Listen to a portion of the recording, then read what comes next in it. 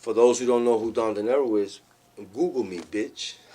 I think Don Dinero, I'm the alchemist, man. I take a piece of copper and turn it into gold, and I continue to mull it. So, after that situation, I popped that off. I sold, almost 200,000 records when niggas was selling, 50,000 was gold for Spanish. My first record was platinum, or almost double platinum. Even though I didn't get the recognition for it, but I was the first guy in the history of Spanish music. In the history, you can go back to anybody who's ever done Spanish. I don't give a fuck if they sang, if they did whatever, from Celia Cruz to chart top 20 Billboard as an independent. When I charted, I think I was as high as number 8 or 9. Every other fucking O Gatañón was popping. They would say O Gatañón EMI, whatever. My shit said Último Guerrero Cuban Connection. We was an independent.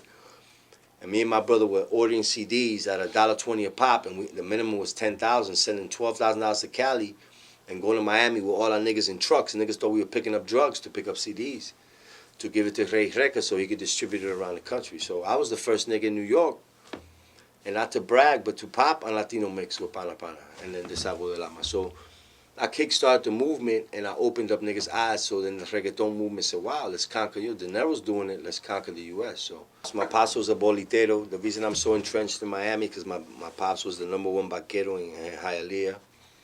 And my pops always told me, my pops came from Cuba with a second grade education. He didn't come educated, but he knew how to make money. I come from a long list of people that did the bolita game in Cuba. And my dad was like, work for yourself. Don't ever work for anybody. So I've always had that mentality that if I do all the work, I want to make all the money. And the Spanish game wasn't ready for that, because after I popped off with Pana Pana and all that crazy shit, I sat back and I was looking for a joint venture. They never heard an artist have a joint venture. There's not one artist. I don't give a fuck Ricky Martin. I don't give a fuck who they are in the Spanish game. Aventura, they signed to J&M Records. They don't have a joint venture. They don't get a 50. I wanted a joint venture, and I wanted money up front. So I actually stayed out of the game after I blew up with that. I stayed out of the game almost a year and a half before I got my joint venture from Universal. And then I opened up because my first label was Cuban Connection. Then I opened up Don Dinero Music, and it was a 50-50 profit split, and they gave me $1.50 for the first album. And the cash but what happened was, at the moment, that was 2005 when I finally signed my deal, and reggaeton was like, Daddy Yankee was on top of the game, Tego was popping, Wisin Yandel was coming in. Gus Lopez, who worked at Universal while I was popping, he was influenced by me and my brother to open up Machete Records. Gus Lopez used to be a salesman selling Que Volar CDs, and if you're watching me, you know it. Fuck. And he's kind of the guy who he really put the reggaeton movement here, and he kind of like monopolized the game. And so when I came in 2005 with that joint venture, I was up against a lot. I didn't realize what I was up against, because the same program directors that would open their arms and want to play Pana Pana and Desahogo were saying, damn, Dinero, if it ain't reggaeton, I can't play. And I would say, why? And they couldn't tell me, so it was like a secret. They was, in the East Coast. On the West Coast, they was loving me. So my first single off of the Don Dinero, I grabbed Jesse's brother. Jesse Terrell was doing all the 50 Cent videos. I couldn't afford him. But Ulysses said, yo, I'll do a video. So my first video and my first single off the Ahora Que Sí album, which is my first album off the joint venture, I said, yo, I'm going to put hip-hop on the map again, was Arte de la Calle. And at the time, Univision bought all these radio stations that were called La Calle. And you know what I'm saying? You had that whole war. And I had a song called Arte de la Calle. So I got La Calle was a franchise. So I got La Calle in Dallas spitting me 71 times a week. But La Calle in Miami won't spin me, and La Calle in New York won't spin me. I couldn't get that. What the fuck is going on? So the same program director would say, yo, what's up, Dinero? Be like, yo, and I'm not selling out my movement. I'm not going to do reggaeton just to get on the radio when I knew I got a hot hip-hop song. So I went through a lot of cock blocking and a lot of shit. So a lot of people say, damn, Dinero, I never fell off. I just never sold out. And that's important. When you take this, I never sold the hip-hop movement out. Even though I knew I was going to take a loss from a financial standpoint, I wasn't going to sell the records I should have sold. I never sold the movement out at all. I stuck to my guns, you know what I'm saying? I dug a foxhole. And I'm still in that motherfucking foxhole because, we about to come out. I done built another army.